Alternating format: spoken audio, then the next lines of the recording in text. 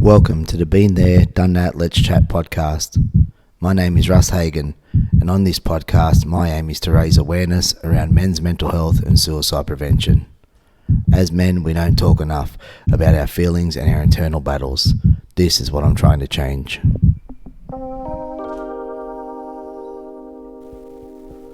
Today's guest is a good mate of mine, Jas Dorahy.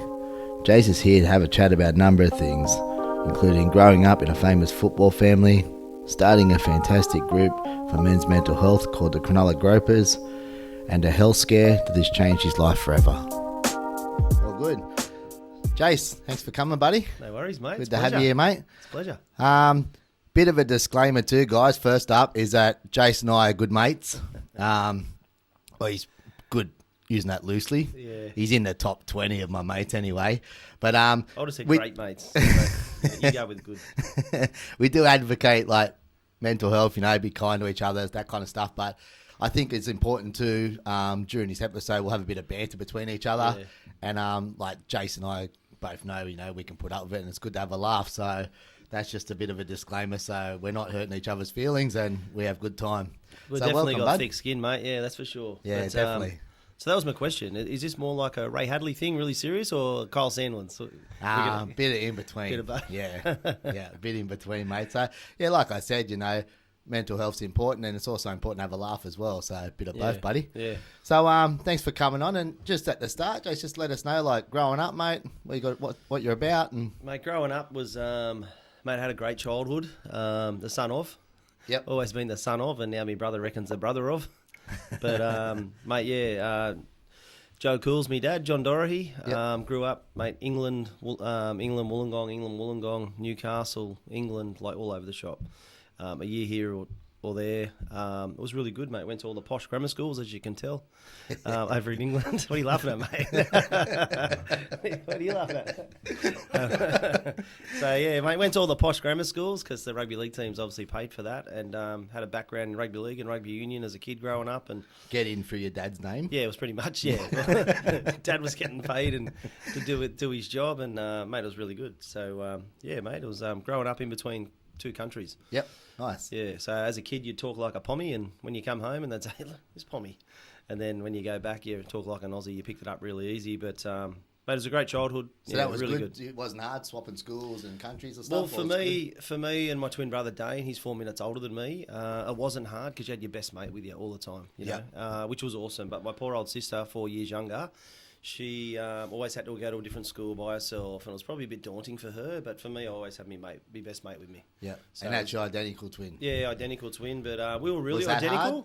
Yeah, having an identical twin is better. No, it was good because I used to kiss his girlfriends. We played tricks on girls and that all the time. It was perfect. Yeah. Not hard that he had more talent and that. Oh, that was all right. Yeah, no, he sort of. I had the talent, but he just got lucky. He played NRL first grade last year at the Magpies. Funny story, actually. Dad been a legend of the Magpies in the team of the century, and Dane's in the worst ever team of the Magpies. So when we go down to Mum and Dad's place, and Dad's got his pool room set up and all the memorabilia, Dad's got his team of the century Magpies jumper in the middle of his Australian jumper and then my Australian schoolboys jumper. So I always go down there and look around and go, Dozza, where's your Australian jumper? He doesn't have one. He goes, where's your first grade jumper? I said, mate, I played first grade union, man. It was way harder than league. No, that's not. Yeah, that's it's true. Lie. That's true. a lie. That's true. So just a bit about your dad, mate. Tell us about him. Well, obviously pretty famous, but for those guys that don't know, what his career, what he done? For me, Dad's dad. So growing up, a lot of people say, oh, your dad's Joe Cool, Jas Dorahy, but Dad's dad, mate, we love him for Dad, you know. Yep. But yeah, it was good growing up in a part of, I suppose, a little bit my young fella now, two young boys growing up in around sort of the Rabbitohs, that professional environment. You get to see what people do and what it takes to be at that level. And we grew up around it, and some of the best teams in the world. Dad coached Wigan Rugby League, played at numerous great clubs, and you know, at Wembley and made Challenge Cup finals, and mate, it was great. Yeah, in amongst it, and yeah, it would have been good for you guys to see your footy heroes. Yeah. And same as like you said, Tyon. Well, that's the thing with heroes. Like, so we've never really looked at them as heroes. Like, a lot of kids go and say, "Oh, can I have your autograph?" There's that. I've never been one to do that. So we've always just been a part of the fabric, which is probably lucky. Yeah. So I've never been one to say back in the day when you go and do autographs, or now it's these days it's the photos and that. Never been one to do that. Whereas my young fella, mate, he'll go and try and take anyone's boots. Yeah, for sure.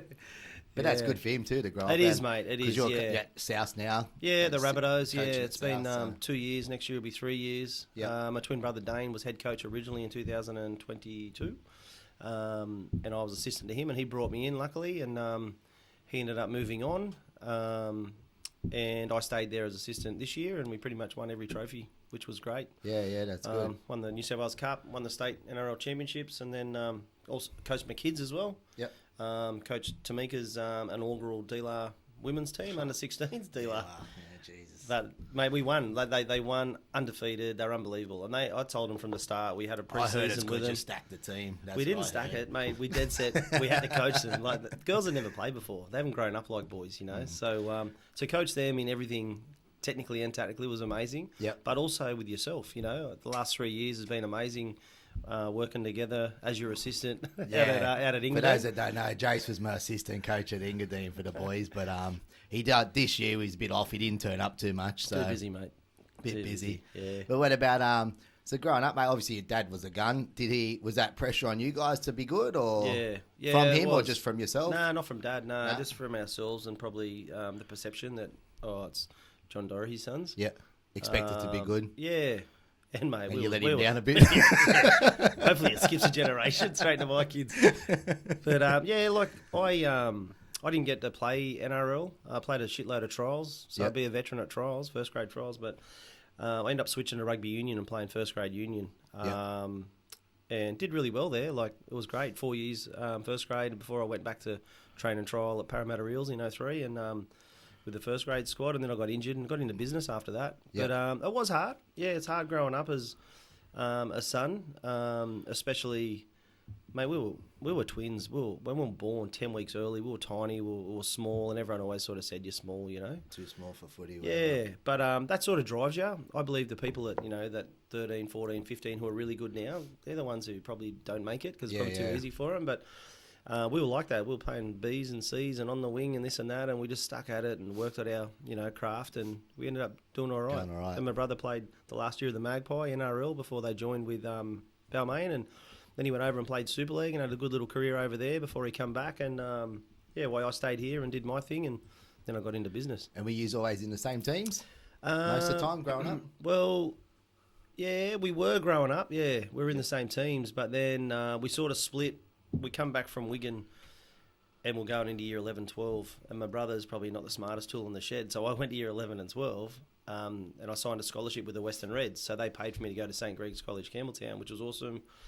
I was half back there, and Trent Barrett was 5'8", and we had Craig Boothroyd, who's On in the wing. Yeah, on the wing. Don't tell him that. On the wing. Old Boothroyd. He had the same him and Trent had the same chassis as what they got now. Back He's big then. for a winger. Oh, they're big. He was a centre, mate. He was a good running centre. That's not what you told me before this. Poor old Boothroyd, he had some injuries, but he could have been, him and Trent, he would have played State of Origin that with Trent. Yeah. Yeah, so it was good going to that school, but then we sort of grew apart. We were really identical, looked alike, but then all of a sudden he went, mate, bald. And I've been him by 20 years. Don't laugh, mate, all right? Don't laugh. And your hair's so thick. I'm a haircut away, mate. Don't rub it, you put shit on the table. I'm a haircut away. That's funny. And then, mate, so another thing we'll get onto, but the men's mental health, obviously. Mate, and you're sort of co-founder. We'll touch on the Cronulla Gropers, mate, which is a swim group, which I'm a part of. Bob's a part of. It's not a swim group. Swim group? No. Swim Coffee Chat. Yeah, swim coffee chat. It's chat. a mental health group. Mental health group, yeah. So tell us a bit about that, bud. Mate, I've been doing it for probably 15 more years, you know, because I was in the mines when I got out of my business, and mentally I needed it. I need the surf, I need the sunrise, I need the cold water, because everyone's got squirrels running around in their head, and I need it personally. And so I've done it for a long time. I lost a business with a business partner, and it took me 6 years to ring that guy because I was carrying around all this hatred, and it was horrible. You know, it was eating me up. So I rang him and said, mate, you know what? We had a lot better times than we had bad. Let's get together for a beer. And I just felt a weight off my shoulders. Yeah. Anyway, and then some other things that sort of went pear-shaped. So I just believe that You're healthy if you've got a roof over your head and you've got a healthy family. Yeah. And you can work everything else out after that. But in regards to mental health and what we've done setting up with the Cronulla Gropers, and it's been fantastic. We had Lee Murphy used to walk past with his wife, and he rejects this, but he used to walk past with his wife all the time, and his wife Tatum, beautiful family. Lee come and joined us or joined me, and we'd do it together and have a swim, and then we would go up to the coffee shop and just talk about our problems and talk about life in general, and found it really really good mentally. You'd wake up, go for a swim at sunrise, you would have a coffee and chat about the world, your family, life's problems, whatever. Yep. And anyway, when COVID hit, we had some mates reach out, including yourself. Yep. You're still swimming? And we said, yeah. So we had like a lot of guys come down. It's probably 10 to 12 guys come down. And that's when I just sort of said to Lee and everyone, I said, how about we call ourselves a little group, because a lot of people go down to Cronulla and they just go and do their thing. And so they said, yeah. So I threw out blokes in budgies, because you've got to wear your budgies, compulsory, all year round. Yeah, I'd never owned a pair before this. Yeah, that's right. Yeah, a lot of people don't. Yeah. So they're board shorts, but it's compulsory to wear your budgies. So it's blokes in budgies or Cronulla Gropers. And people sort of, Gropers, it's a bit because of Gropers and the name and a bit sleazy or whatever. But the real reason is because when you go out for a swim around Shark Island, there's big Sorry, blue mate, gropers. You just say sleazy and I just laugh at so much. There's massive blue gropers, and they're beautiful. They're a beautiful fish, and besides everything else you see out there, the big stingrays and the big sharks and whatever else. So we ended up running with Cronulla Gropers, and I sent that off to Budgie Smuggler, and Budgie Smuggler have been great for us. They've jumped on board with our budgies, and when you do 2 swims, you get a number. It's like the NRL, you get your number. So we're up to 192, yep. I think it is, of men in our men's mental health group who swim, coffee, chat, and which is, mate, it's been great. We've actually, and the reason when you come on board and you've got this, been there, done that, let's chat, it really resonates with myself because you've been there, you've done that, let's chat. Yeah, and that's why I started this, yeah. It's good. So you've got the platform for people to be able to ring and get in contact with you, and then you put them off to the professional people who need it, which is awesome. And it's sort of similar, mate, the way you started the swim group is I was the same, like, I had my own issues, whatever, but then I went to see psychologist, therapist, whatever, which it helped a little bit, but not too much. But then I hooked up with a mate, Scotty, and just started training, chatting to him, and that, like you with Leroy, I guess, and that helped me a lot more than it's funny you touch else, on that. So it's the training and side of things, right? So just to go back with that, been there, done that, let's chat. It's been great to have you come on board and, put your brand on the budgies with our Cronulla Gropers. And we've got the Swim Coffee Chat as our charity, and which we're currently sort of setting up. But it's been great, mate, because you've got that platform where people can ring. We've got the platform every day, 365 days a year, where people can come down and start their day well, feel positive and that. And like I've had wives and girlfriends and men in our group crying on my shoulder saying, "You've changed my life. You've saved my life." Like, well, I think mate. Just in my perspective, like I knew you before, obviously, but just the amount of new mates you meet, like Bob. I even hadn't met Bob before. Yeah, who's our famous producer from the Cook Islands, the Cook Islands best podcast producer, Bob. He's sitting in the back butt because he does have a head for radio. Not like us.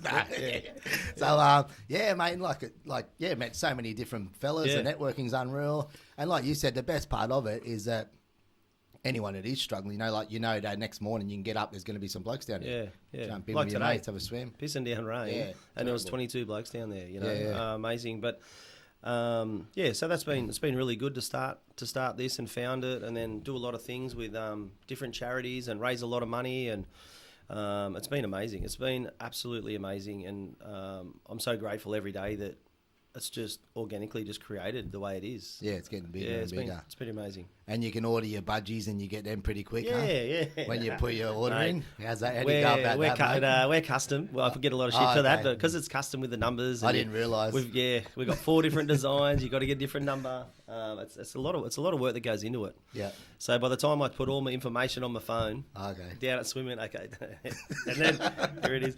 So I get all my information on the phone from the boys, and then I got to go home and got to put it in the spreadsheets and stuff. And there's numerous of them, whether it's your merchandise for your shirts or your budgies or like this retreat we've organised. Yep. Which look at that, don't laugh. Mate, so men's mental health retreat, which is a full mental health retreat, 5 days at Commune Resort in Bali, which was coming up in about 2.5 weeks, Bob. Yeah, you're going soon, eh? Which is going to be amazing. It's a beautiful resort. It's a world-renowned surf resort. I can't go in the surf because I'm a ticker. We'll talk about that shortly. Yeah. But we've got 2 nights with Leon Rury, who's founder of Haka for Life.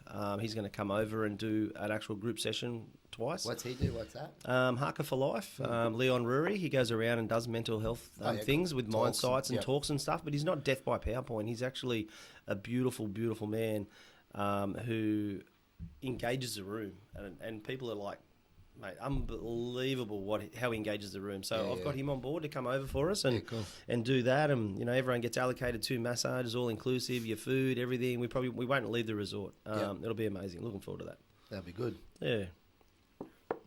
And you said you take all the budgie orders. And how do you manage time with that, mate? 'Cause you work full time as well. Yeah, well, that's it, mate. I work for an awesome company, Martinez, and I look after safety for them, operations throughout Australia, in each state, and we actually, it's a hard gig. I know you laugh, but it's a lot of stress. There's a lot of stress with it because you got to make sure all the projects are doing everything correctly for ISO accreditations and FSC accreditations and that, and it is stressful, and everyone laughs at me but there's a great flexibility there. And you cop a bit of grief because you're not at work much, are you, mate? Really? Oh, mate, I'm at work. Well, now you've been busy. You've been busy the last few weeks. I'm lucky. You're complaining that you actually have to work. That's bullshit. That's bullshit. Mate, very fortunate enough where it's a good work-life balance. Whether I've got to go in a state and make sure whether it's the head officers are compliant or projects compliant, train and coach. So I go out and train and coach people, which is what I love to do. I love training. I love coaching people. Whether it's in the safety side of things or whether it's rugby league or give them a time and, or whether it's helping people like with this Gropers. I love helping people and making sure people are all right. Sometimes that gets you too busy, but because you can't say no, can you? Yeah, I'm hopeless to say no. Yeah. And mate, you touched on before, we'll get on to now too, saying about your health issues. You've had a few heart problems, mate, lately. Yeah. Of a year ago now it started? Just over Tell 12. us a bit about just that. over 12 months when at the Rabbitohs, assistant coach from my brother. I was running the blue shirt, getting the messages out, and I'd come back and I'd feel like I'd black out. And I just assumed overweight, unfit, eat shit, drink shit, getting old. I'll just get to the gym, start eating well, I'll be sweet. Until one night I come home from training and I was sat on the lounge and I go, shit, something, I could feel my heart going in my chest. And so I went into the wife who just got into the bath, God bless her, good wife, very supportive, that one. Seriously. And no, she is. And I said, listen, I'm feeling something in my chest here. And I felt like I was going to black out when I sat on the lounge. And you'll be right. I go, righto. So I sat there for another couple of minutes, still feel it. I said, well, you enjoy your bath. I'm going up to emergency. So she said, I'll take you. So she took me up to emergency. 2 days later in the cardiac ward, really couldn't find anything. ECGs and everything were fine. Blood pressure, diabetes, everything. Like cholesterol, A1. I've always been A1. Always played high-level sport, played for Australia, Oztag since 99. And I just felt like when I was running around doing these things, I felt like I was going to black out. So they sent me for an MRI and a few tests and blood tests and whatever else, and they put a heart bug on me. So the next week, I got out on the Saturday and we played the Newtown Blue Bags. And I was just setting up for the warm-up. And I felt like I was going to hit the deck 5 times in the warm-up. So I went and sat up in the stand with my twin brother while the game was getting played. And then 5 times during that first half, I felt like I was going to black out just sitting there. While you're sitting there? Mate, I was looking at my watch and going, geez, 180, 200 beats a minute. Just sitting still? Just sitting still. So I rung my missus and my mum and dad who were at the game and said, if this happens after half-time, I'm going straight back to emergency. Never happened. So then that night I went and watched South and Sharks at Shark Park. After our game, and it was all good. So I went the next week, and got the heart bug put on. Then I was monitored, went down to play the Canberra Raiders on the bus that following week. Wasn't supposed to run, wasn't supposed to be a part of it, just supposed to sit up in the stand because I was under strict instructions from the doctor, do not run. So anyway, I knew we had to win this game. I needed to get the right messages out. Our other blue shirt, God bless him, good guy. He was spewing because he had the blue shirt on. I said 5 minutes before warm-up, said, oh, give me a blue shirt, bang, took it off. And my heart registered. Dictator, eh? Yeah, the dictator. Talk about that too. So I ended up running on the field during the game, and 3 times in an hour, my heart rate went 250 beats a minute for 13 seconds. And they say 250 beats, your heart stopped. It's just going that fast, it stopped. So it's called ventricular tachycardia, or ARVC of the heart. And they say if that happens for 2 seconds, cardiac arrest, 10 seconds, you're dead. But somehow I breathed through it 3 times for 13 seconds. Long story short, they rushed me in. I got a defib pacemaker put in. So that's been in there, and I just assume, like, nothing's happened for 12 months. So I just assume that I'm sweet. I reckon they put this in for no reason. Yeah. But I'm on beta blockers to keep my heart rate right down. I'm not allowed to do anything high intensity, which shits me with training, weights and all that. I've had to take it really easy. So, you know, mentally it hurts because I've put on 10 kilos in the last 12 months and just carry all the weight around my belly, and it's depressing, mate. It's bloody depressing. So mentally I need to get down every morning, even though everyone puts shit on me about, you know, whether it's weight, height, this, that, hair, whatever. I've got thick skin. So it's your mental health goes downhill. And whether it's the heart, and I can't play Oztag, I had to play the Australian side. I love Oztag too. I love it. Because it's playing that high level still, competitive sport, and you still want to be competitive, and now I can't do anything. Part of the team and stuff. I'm really not even allowed to wrestle my young bloke who's turning 15. Lucky because lucky because I bash him. I said your mum saved you the other night. I tried wrestling him. He goes, "Hey, your heart," and I said, "Your mum saved you again." He'd get you. But so mate, what happened was we just won the New South Wales Cup this year with Joey O'Callaghan as head coach this year, and then we won the NRL State Championship, and so we had a couple of nights on the drink after each one. That's at South Reserve. Yeah, South Reserve grade, South Rabbitohs.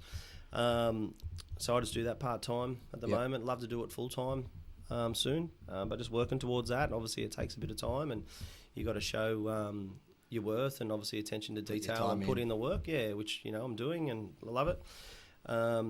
So, mate, what happened was I ended up trying to play Oztag 2 days after winning the state NRL championships just for 4 or 5 minutes on the field.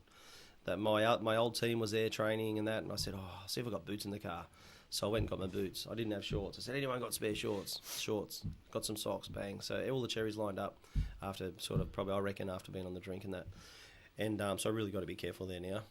And I was out playing, and all of a sudden I come off 4 or 5 minutes, and I was blowing really hard. Come off, had a drink, and then bang, it was like lightning just hit me on the chest and threw me back on the ground in an instant, like just bang, crack. And I've just sort of come to when I was on the ground and stood up and gone, fuck, who hit me?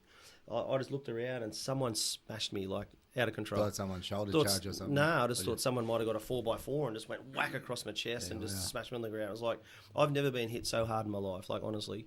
And I got knocked you unconscious? No. Yeah, I reckon I was unconscious for a second. Just like an instant. Yeah. And then got up and just walking around like nothing happened. And I got my daughter who saw it to go and get Sam, my wife, and say, I reckon the defib's just gone off. So I just stood around for 15 talking to people, make sure I was all right, drove home. This downloads to my unit at home, and then I got the wife to take me up to emergency. So then we're sat in emergency, and the doctor comes over with his scan, and he does his thing, and he goes back, and he comes back, and he goes, mate, your defib didn't go off. I said, bullshit. I said, and the missus going, see, I think you're probably overthinking things, and I'm telling you, I went off. Anyway, so I said, mate, go and do what you got to do, but double check that. So he went and rung America, where this goes back to, and he said, mate, did you go home? Not come straight here? I said, yeah. He said, what's happened is your defib is downloaded to the unit at home, and once it downloads, it clears. So then when I scan that, it's only picking up what's happened from the last download, which is nothing. So he said, your defib did go off. Your heart stopped for 44 seconds because it was at 250 beats a minute. You didn't just trip over? I didn't trip over. The heart stopped for 44 seconds. I'm not realising. So I must have been walking off the field, grabbing a drink and all that, and my heart stopped. The pacemaker tried 3 times to kick in, didn't work, so the defib got me. And they said if I didn't have the defib in, brown bread. Oh, lucky, huh? Yeah, lucky, mate. So, which has sort of pulled my head in a bit. I won't get on the drink much. No. Mate, I'll have 6 tops. Yeah. You know, I just got to be careful. I really need to start eating well, start walking and that. But my heart rate doesn't go up. So, anyway, that's my heart. Yeah, far out. That's pretty scary. Lisa's on the mend now. We had Greg Welch here the other time too, and he's got the same thing. Yeah, Greg Welch is my brother-in-law's brother. Yeah. So I've known Greg Welch for 20-odd years. He's got the same thing. He's got the same thing. But and he told the story that he's kicked in, he had like 30 times in Yeah. 10 days. But then now, ever since, it's been good for the last 20 years, maybe. Yeah, that's right. Yeah, so touch wood. But they reckon it happens like to athletes. So you're sweet. So are you, Bob. So yeah, I was an elite athlete. You put shit on me. I've got something for your heart too. yeah, thanks, mate. Quickies. How good. That'll fix that up. That's yours. Oh, look after yourself. Thanks, brother. Yeah. So yeah, mate. So going back to we touched on before the Gropers, mate, the group you started, and some people call you the little dictator down there, mate. Yeah, it's So we just There's a story behind that. We just want to discuss about I don't know. I think dictatorship is maybe people that start their own WhatsApp group. They make everyone join, and you can't comment on it. Well, no one else can comment it. on this WhatsApp group besides you, mate. I don't. That's right. That's right. He's sort of truth there, but. We've got a WhatsApp group for the Cronulla Gropers, but there is so much rubbish that goes on it that we had to, or somebody said, mate, you should create another one, and somebody helped me do that. Who's somebody? Is that somebody Jas Dorahy? Who was it? No, I think it was Brett. His last name slipped me at the moment. Oh, he's not even part of the group. Yeah, no, he is. And he said You're making that up. He dead set it up for me. So the WhatsApp group with the Gropers is just chaos. Right, that's just funny chaos. Okay, so you're saying someone set up. You're saying someone set that app, the WhatsApp group up for you. Yeah, they did. You didn't helped set that. No, mate, I'm not you don't very technical. You don't know how to set up a WhatsApp group. I do, but not that one. Not that one. So not this. 100% not this one. This is great. So he. Your nose is growing. So he set this group up, which is a notice board, and attaches to our Gropers. So what happens is I can post on already, and it doesn't get lost. So no one else can reply to that. Yeah, I know. Yeah, which is great. Yeah. So I get a lot of people saying, JD, can you please post this, post that? So I'll filter a few things. Does Brett ask you to do a few things? No. Can I meet Brett one day? Who's Brett? Yeah, Brett. Brett. He'll be there tomorrow? Brett, I'll tell you his number. I got his number here somewhere. Listen, this Bob, he hasn't got his number. He is, Brett. Travail? All right. But, mate, it is a great group, I think, and you're doing great things with it. And like I said, we've met lots of good fellas through it and good networking. And I think it's important too, mate. Like, at this time of our lives, like all of us around similar ages, whatever, 40s, 50s. And, like, I found that, like, when we're all growing up, we've got young kids, you seem to hang out with their friends. Like, you have, like, as a kid, you have your own mates through your 20s. You've got your group of footy mates, whatever. Then when you get married, kids, you sort of start to hang out with the kids' friends' parents more. Yeah. But then now our age, like our kids are growing up a bit. So blokes get sort of lost a little bit in no man's land a little bit, I guess. And then, you know, obviously some people have gone through divorces, breakups, whatever. Yeah. And there's a lot of blokes, you're not hanging out with your mates' parents, friends' parents anymore. And then I think this is great for that, mate, because there's a lot of blokes that sort of, you'd lost a lot of mate groups or disconnected with them. And then this is sort of, it's pretty much a new group of mates, you know, in your mid-40s, you know, which is really good, everyone sort of gets caught up in your own life and your good close schoolmates or your footy mates and all that. You sort of, you know, and your mum and dad and everyone in your immediate family becomes your family, you know, and then you're doing everything for them, with them, like you said, and you're all of a sudden they're doing sports and you're doing things with their families and then all of a sudden, you know, your kids get to our kids' ages and stuff, and they're sort of doing their own thing. Yeah. And then, but this group's been amazing for that because there are so many guys from all different backgrounds who there isn't one dickhead down there, not one. Well, who's your dickhead? Oh, no. I'm not looking at anyone. Yeah. I honestly don't reckon there's one dickhead. Anyway, I thought you said dictator. Oh, I just said dickhead. Okay, sorry. Misheard that. So, mate, honestly, people come down, they don't know each other, and everyone, you know, we've created an environment where you shake everyone's hand, and most people say, hey, mate, but... Yeah, because you forget a lot of names. Yeah, I try to pride myself on... No, I know Brett. I just don't know. I forgot his last name. It's Travail. Anyway, so I pretty much pride myself on knowing everyone's name down there. So you shake hands, which is... Oh, mate, I reckon there'd probably be less than 10 who I don't, because they don't come very often. Yeah, I don't know most of them. Yeah. Probably half, I reckon. I'd know. Yeah. Just mate for the rest of them. Sometimes I've had a crack at a couple and got it wrong. Yeah, that's all right. Just play on 6 to go, mate. Yeah, because I walked down there one morning, I'm like, I knew 4 names, and then And there you was didn't old know- mate at the end I didn't know. And you still I got it thought, right. I'll just have a crack, and I ballsed it. But they didn't correct me, but that's okay. But you're talking about the group and what it does. Like, I listens to, and I don't get time to listen to podcasts much, but I listen to this one podcast, and they talked about. You can subscribe to this one if you want. Yeah, I will. Yeah. I will. So they talked about mental health and stuff. A lot of people talk about it, but they don't do anything about it. And what we do is, well, you've got that, been there, done that, let's chat line. People can ring. Yeah. We've got this every day of the year, Christmas Day, Easter, everything. Right? Yeah, it's so great. we're doing things to help people, which is great. And you're not only helping the people who come down, they're going back much more positive person, and we're helping their families and because of the person they become by doing what they're doing.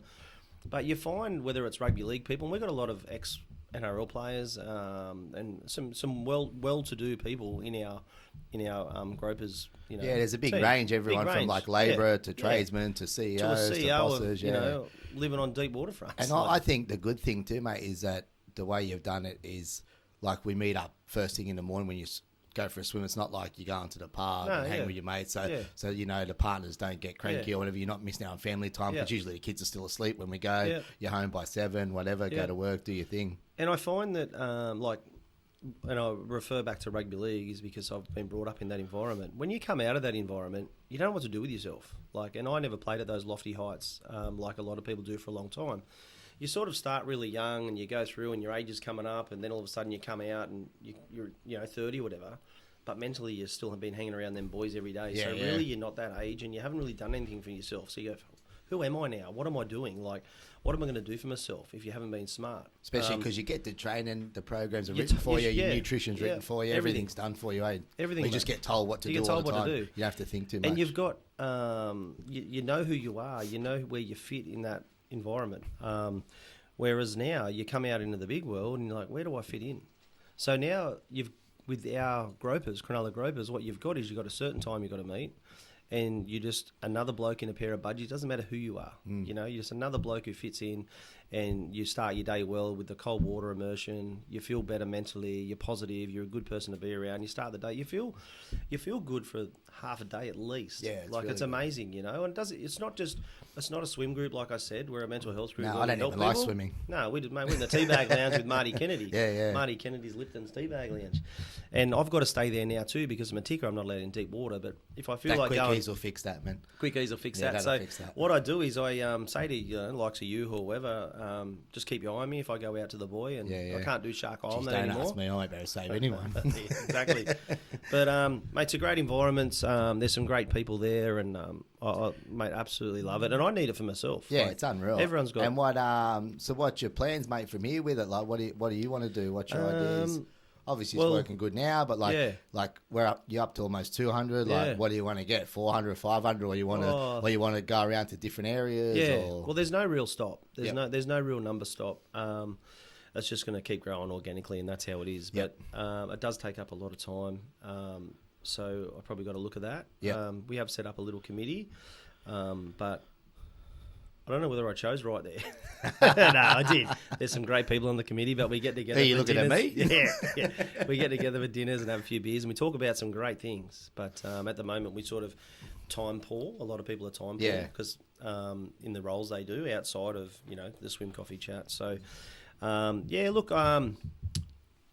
look, it'd be nice to start them in different locations. Yep. But that's a time thing. Time, money, everything, eh? Yeah. It'll be nice. We're actually, with the charities and stuff that we've put on and raised some money, we are going to set up our own charity, which is great. Yep.